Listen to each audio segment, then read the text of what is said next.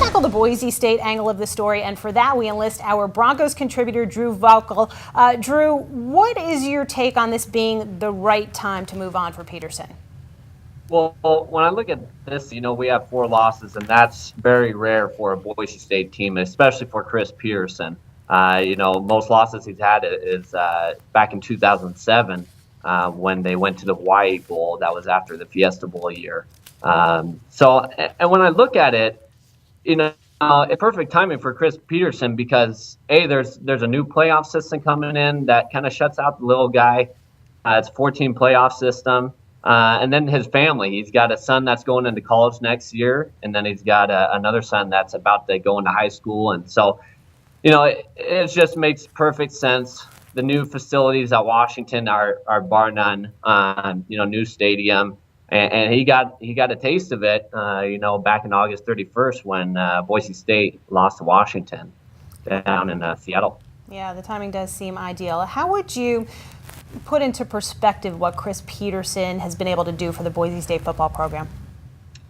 Well, you were talking about his record, only 12 losses, 92 wins. I mean, when you really step back and think about that, it is just, it's an insane number. And he's got 2 BCS bowl victories, one that everyone will talk about, for ages. Everyone still talks about it around the world. And so he's just meant so much to this program.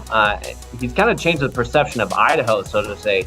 Idaho's usually known for potatoes, but when, people are starting to think, when they think of Idaho, they're thinking blue turf, they're thinking football. And just the impact that he's had on Boise State, you can see it around campus. Enrollment has gone up. Facilities, the new football facility is great. It's one of the best in the country.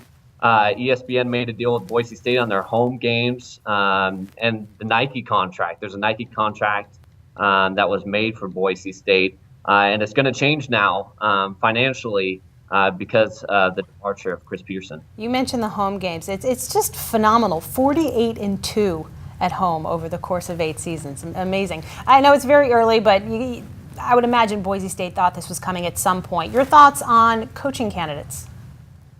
Well, I'm thinking Boise State guys right away, and I'm thinking Brian Harsin is a possibility. He's the coach at Arkansas State right now. His buyout at Arkansas State is about $1.75 million to get him there.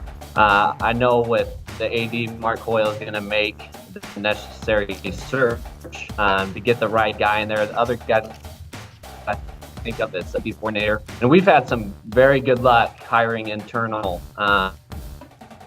And so that would be another way to go. Another guy I think of is Justin Wilcox, our defensive coordinator, 49-4 as defensive coordinator here at Boise State and has 2 BCS bowl victories. So